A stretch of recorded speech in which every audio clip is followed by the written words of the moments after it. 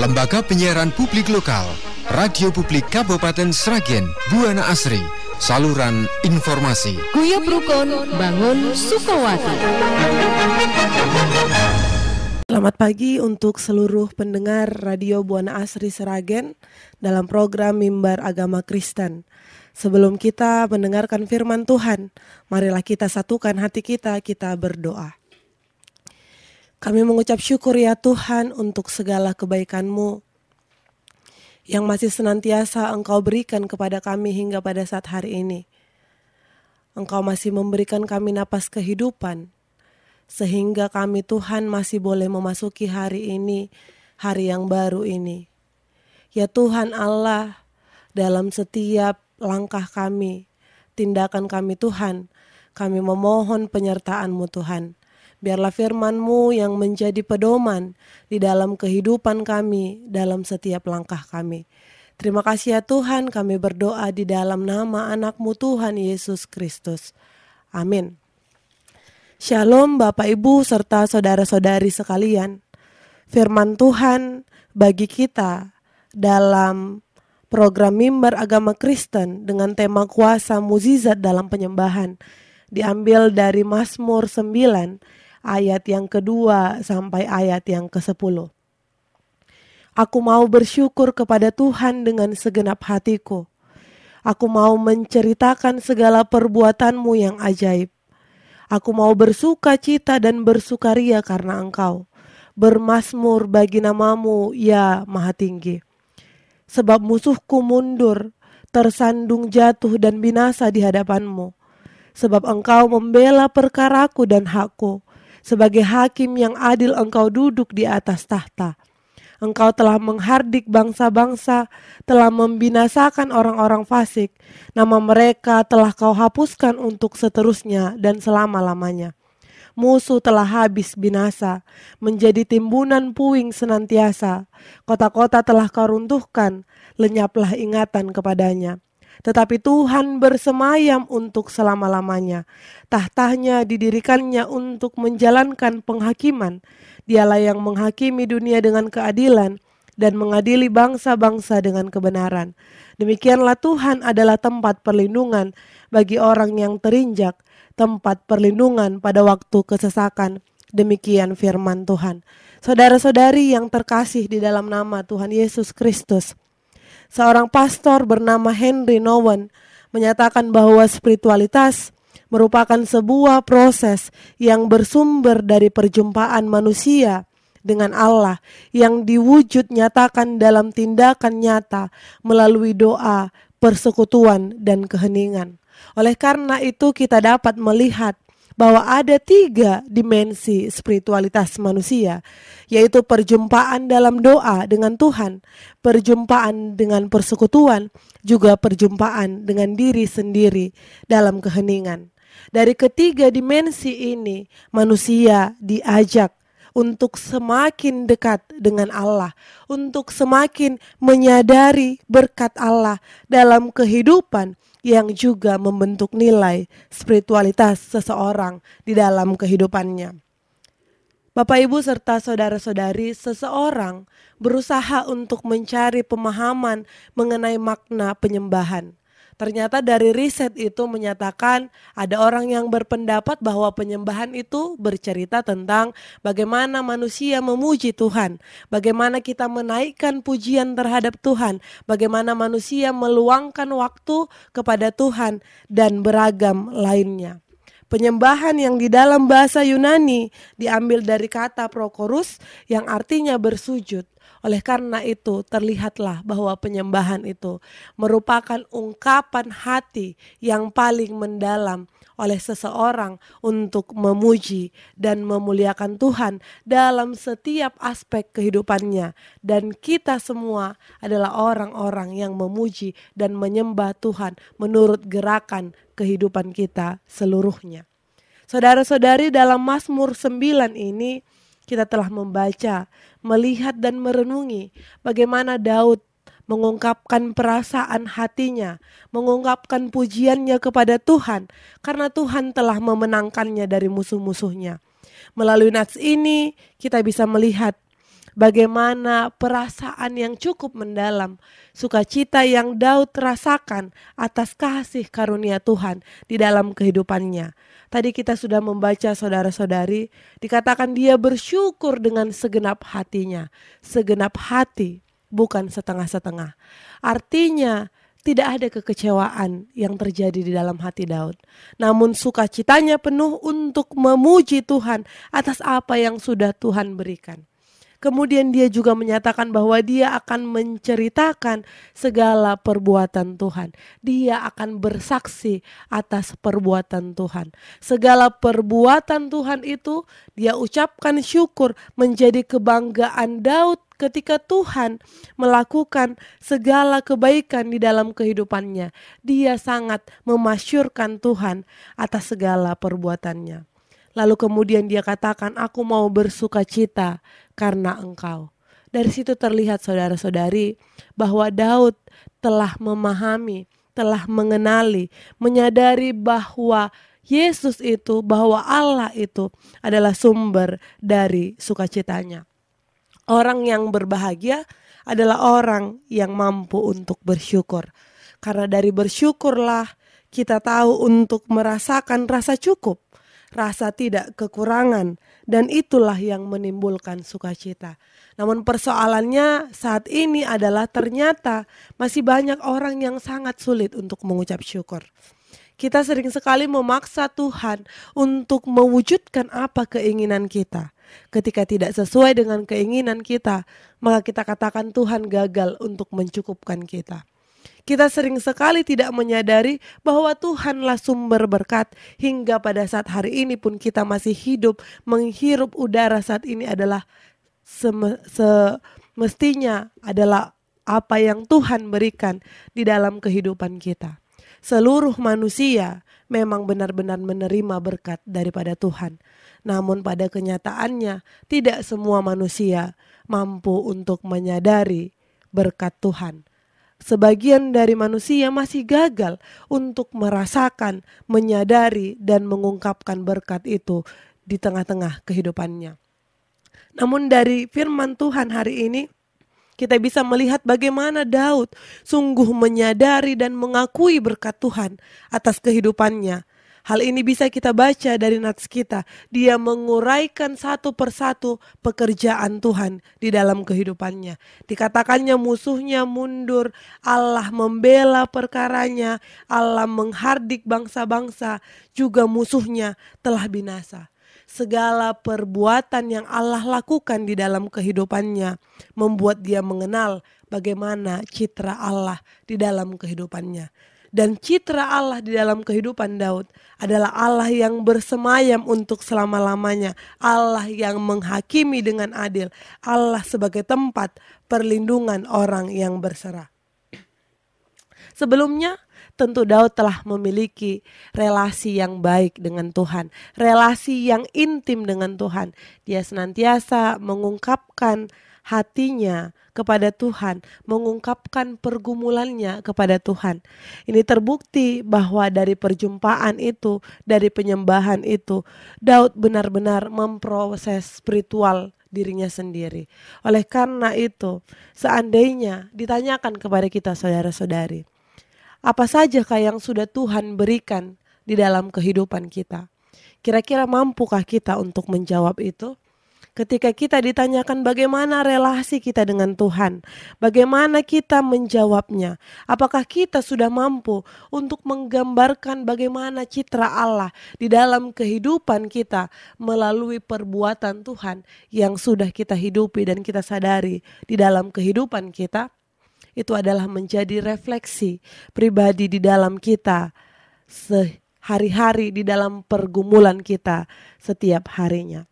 Berbicara mengenai mujizat, saudara-saudari, dalam Kamus Bahasa Indonesia dikatakan bahwa mujizat itu merupakan peristiwa yang ajaib yang sukar untuk dijangkau oleh kemampuan dan akal manusia. Lalu pertanyaannya adalah bagaimana kita mampu menyadari mujizat yang bekerja di dalam kehidupan kita sehari-hari? Saudara-saudari, setiap hari kita mengalami mujizat di dalam kehidupan kita. Hanya saja mungkin Karena kita sering menurut akal pikiran kita menentukan bagaimana semestinya mukjizat yang seperti apa yang harus terjadi dalam diri kita, maka kita gagal untuk mengenal mukjizat itu.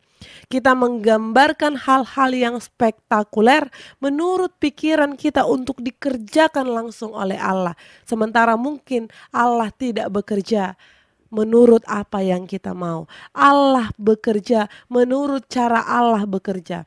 Dalam Roma 8 ayat 28 dikatakan bahwa kita tahu sekarang bahwa Allah turut bekerja dalam segala sesuatu untuk mendatangkan kebaikan bagi mereka yang mengasihi Dia, yaitu bagi yang terpanggil sesuai dengan rencana Allah. Tuhan bekerja setiap saat dengan caranya yang sering sekali bahkan tidak mampu dijangkau oleh pikiran manusia. Tuhan bisa saja memakai alam ini, memakai saudara-saudari kita untuk melakukan pekerjaannya. Dan perwujudan kasih Allah di dalam kehidupan kita semestinya adalah mukjizat yang luar biasa yang patut untuk kita syukuri. Pertolongan Tuhan terhadap Daud tentu dianggap Daud sebagai suatu mukjizat yang luar biasa di dalam kehidupannya. Ketika dia membutuhkan Tuhan untuk memenangkan dia dari musuh-musuhnya, Tuhan memberikannya. Dia terbebaskan dari musuh-musuhnya. Musuh-musuh Daud ditaklukkan oleh Allah. Pernyataan Tuhan sebagai tempat perlindungan bagi orang terinjak pada waktu kesesakan, artinya kehadiran Tuhan bagi orang yang membutuhkan adalah suatu mukjizat yang luar biasa. Tuhan memberikan kelegaan kepada orang yang merasakan kesesakan, karena memang itulah yang dibutuhkan oleh orang-orang yang sedang berada di dalam kesesakan. Demikian saudara-saudari, di dalam kehidupan kita ini, kita diajak untuk mampu mengenali setiap mukjizat Tuhan yang terjadi di dalam kehidupan kita ini setiap harinya. Napas kehidupan merupakan satu mukjizat yang luar biasa yang sering sekali kita abaikan keberadaannya. Kita menganggap napas kehidupan ini adalah sebagai sesuatu yang biasa-biasa saja. Namun ketika pun dikatakan tadi bahwa mukjizat itu merupakan suatu yang spektakuler yang tidak mampu dijangkau oleh pikiran, demikian juga napas kehidupan. Napas kehidupan itu tidak terjangkau oleh pikiran.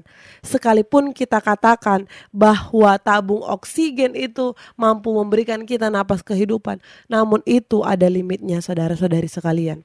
Siapakah yang mampu untuk memberikan napas kehidupan selain daripada Tuhan? Dan itulah bukti nyata bahwa Tuhan bekerja di luar nalar kehidupan manusia. Ketika kita memandang segala sesuatu dari kacamata iman, pasti segalanya memiliki makna. Saat kita berdoa kepada Tuhan, menyampaikan pergumulan kita kepada Tuhan, di situ jugalah Tuhan sedang memberikan mukjizat kepada kita melalui kepuasan hati, melalui kelegaan. Karena doa merupakan perjumpaan dua arah, bukan satu arah. Dan Tuhan menjawab doa kita dengan kelegaan hati kita. Dan itulah yang kita butuhkan di masa-masa kesesakan. Kita tidak boleh membatasi pekerjaan Allah. Mukjizat Allah hanya terbatas pada pekerjaan yang spektakuler, yang instan, yang tepat pada waktu yang kita inginkan, tepat pada mukjizat apa yang kita inginkan. Karena Tuhan juga bekerja dalam proses kehidupan kita. Tuhan tidak hanya menginginkan kita sebagai manusia yang instan, yang apa-apa langsung diberikan, apa-apa langsung jadi. Namun Tuhan juga bekerja di dalam proses kehidupan kita. Dalam proses itulah kita semakin ditempa untuk semakin menguatkan relasi kita dengan Tuhan, menyerahkan setiap pergumulan kita kepada Tuhan, menunjukkan kebergantungan kita kepada Tuhan. Dan mukjizat yang terindah setiap harinya yang kita lihat adalah bagaimana Tuhan selalu hadir dengan penyertaannya di dalam proses kehidupan kita hingga sampai saat ini. Albert Einstein pernah mengatakan bahwa coincidence is a God way of remaining anonymous. Artinya kebetulan adalah cara Tuhan untuk menunjukkan keanonimusan.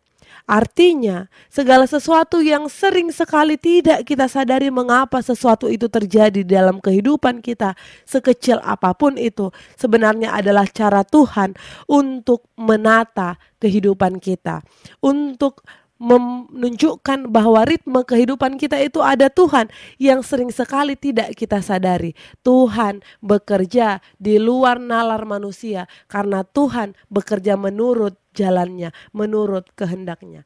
Dan perjumpaan kita melalui penyembahan 3 dimensi yang diucapkan, yang dinyatakan oleh Henry Nouwen tadi, ternyata benar-benar menunjukkan cara kita untuk mengenali mukjizat. Kita mampu belajar mengenai mukjizat Tuhan yang terjadi dalam kehidupan kita. Kita merefleksikan mukjizat Tuhan yang terjadi dalam kehidupan kita melalui perjumpaan kita dengan Tuhan, melalui doa, melalui persekutuan, juga melalui keheningan di dalam diri kita sendiri.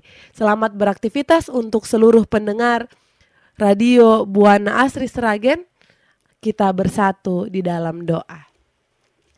Terima kasih ya Tuhan atas firman-Mu yang boleh kami dengarkan di hari ini Tuhan. Engkau telah membaharui kami atas firman-Mu yang boleh kami pelajari di hari ini Tuhan. Ajari kami untuk kami mampu melakukannya di dalam kehidupan kami. Ajari kami untuk menjadi berkat di dalam kehidupan kami sehari-hari. Ya Tuhan Allah, kami berdoa untuk seluruh pendengar yang saat ini sedang mendengarkan firman-Mu Tuhan. Kiranya Tuhanlah yang memberkati kami dalam kehidupan kami sehari-hari. Tuhan memberikan kami kesehatan, memberkati setiap pekerjaan kami, memberkati keluarga kami, memberikan kerukunan di setiap keluarga, memberikan kebijaksanaan kepada setiap ayah, ibu di tengah-tengah keluarga untuk mendidik, merawat anak-anaknya, mencukupkan segala kebutuhan anak-anaknya.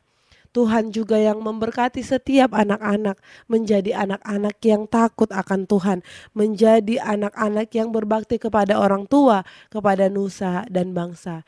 Ya Tuhan Allah, kepada setiap saudara-saudari kami yang saat ini mungkin sedang merasakan sakit, kiranya Tuhan yang menyembuhkan mereka. Tuhan yang memberkati setiap tenaga medis, Tuhan yang memberkati setiap obat-obatan dan makanan yang mereka konsumsi. Tuhan juga yang memberikan kesabaran kepada setiap keluarga. Ya Tuhan Allah, kami berdoa kepada setiap kami yang sedang berada di dalam pergumulan besar ya Tuhan. Tuhanlah yang memberikan kelegaan kepada setiap orang yang merasakan kesesakan. Tuhan yang membantu dan menopang setiap orang untuk menyelesaikan persoalannya, membantu, mendampingi dalam proses pergumulan kehidupan ya Tuhan. Tuhan yang memberikan solusi dari setiap persoalan yang sedang kami alami di saat hari ini.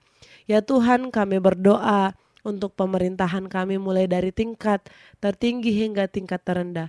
Tuhan yang memberkati setiap pimpinan kami ya Tuhan.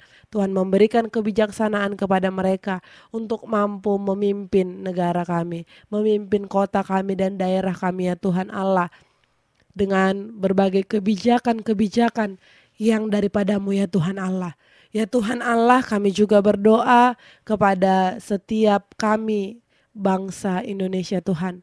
Tuhan yang memberikan perdamaian di tengah-tengah kami dari beragam persoalan-persoalan yang terjadi di tengah-tengah kami. Baik itu persoalan ekonomi, persoalan sosial dan lain-lainnya Tuhan Allah. Tuhan yang mengetuk hati setiap kami untuk menciptakan perdamaian di dalam kasih kami kepada saudara-saudari kami ya Tuhan. Ya Tuhan Allah, kami juga berdoa kepada setiap saudara-saudari kami ya Tuhan yang saat ini sedang menjalankan ibadah puasa Tuhan. Tuhan yang memberikan kelancaran kepada mereka dalam menunaikan ibadah mereka Tuhan. Ya Tuhan, kami adalah manusia yang tidak luput daripada dosa dan kesalahan. Kiranya Tuhan ampunkan dosa kami itu Tuhan, supaya kami layak disebut sebagai anak-anak-Mu. Terima kasih Tuhan, kami menyerahkan kehidupan kami hanya ke dalam tangan-Mu saja. Di dalam nama anak-Mu Tuhan Yesus Kristus, kami berdoa dan mengucap syukur. Amin. Lembaga Penyiaran Publik Lokal, Radio Publik Kabupaten Sragen, Buana Asri, saluran informasi. Guyub Rukun Bangun Sukawati.